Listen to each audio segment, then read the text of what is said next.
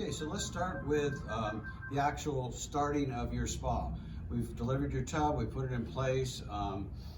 Now it's time to start the spa up. We want to make sure that we have power to the spa first. We don't want to fill the tub unless there's power. When we fill the tub, we're going to fill it through our skimmer area. So this is the skimmer. This is called a floating weir or a floating skimmer. Remove that. And then inside you'll see a blue filter. The filter is removable, and you'll be cleaning this once a month, so you'll take that out once a month and put it back in. For right now, we can leave it in place or we can remove it. It doesn't make any difference either way. You'll put your garden hose in here and then close the cover so that it stays on your garden hose and holds it in place and lets the tub fill through your skimmer filter apparatus here. The reason we do that is we purge out all the air from the plumbing, so when we turn our pumps on, everything has no air trapped in front of it.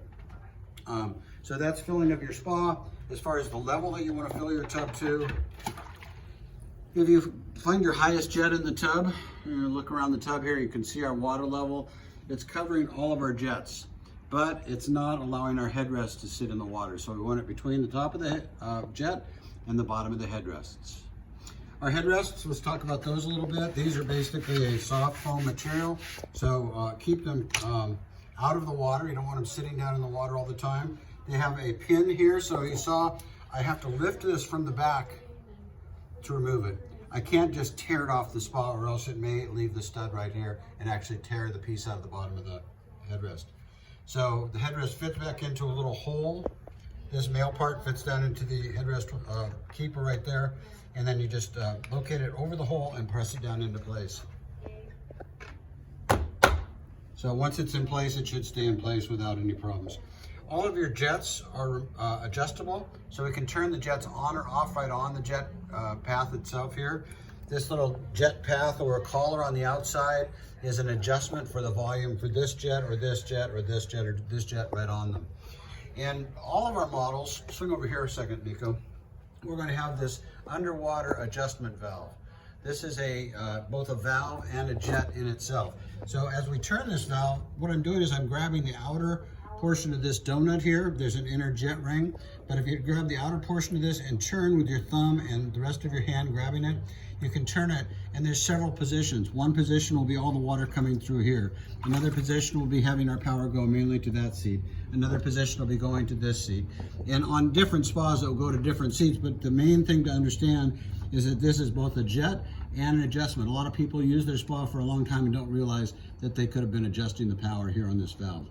On your waterfall, some of the waterfalls have an adjustment right on the top of them. So this little jog wheel that goes back and forth will turn your waterfall on or off. And that's pretty straightforward. Talked about your skimmer. Let's look at your control panel real quick. So power comes on to your spa. First thing that happens is a little logo comes up. It shows Cal Spa's logo, and then it shows us the temperature that the spa is today, right at this moment. In this case, we're at 102 degrees. When you first fill your tub up, it's going to be about 65 degrees, and it's going to say run pumps.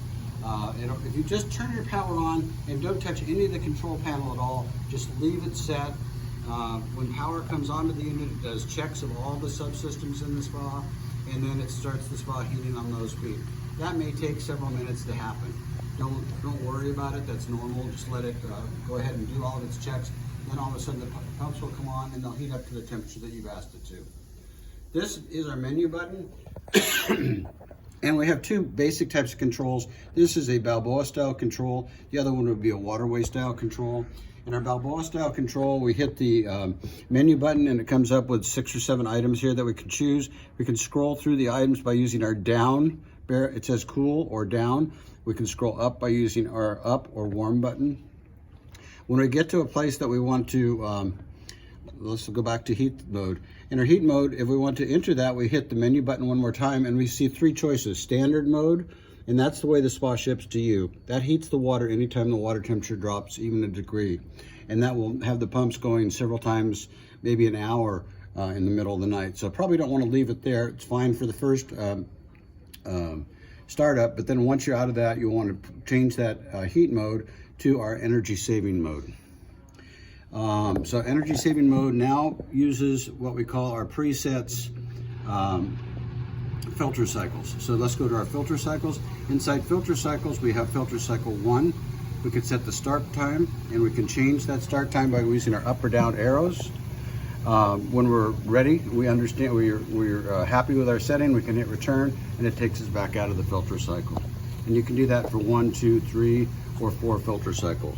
We recommend that you do it for at least 2 filter cycles a day, usually 1 in the morning and 1 in the evening right prior to your use. But there's 2 additional use cycles. You can put their start time, the duration to 0, and they won't run. So that's what you set that up. If you leave that alone, it'll automatically accept your settings and go back to its normal screen. This is kind of our home screen. Our jets button here, in this case, it's a single pump system, so we have just one jets button.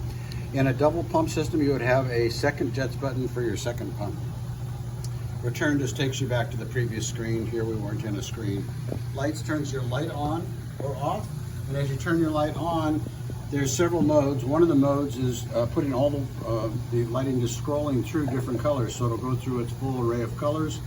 And if you want it to stop, just turn it off and back on. It goes to another choice. There, it'll stay at red unless we change it to another color. So turn it off, turn it back on, and it stays either at a solid color, or it can rotate through the colors, or it can be in that psychedelic stroboscopic mode. One interesting thing back to our control panel here is go to our rotate view. So if I hit rotate view, what happens is we can choose either off or on. If I put it to on and then accept that, it will actually rotate the view so I'm reading it from inside the tub. So it makes it easy to read your things, your settings and so forth from inside the tub. When we're in our high-speed jet mode, here you can see we've got all the power going to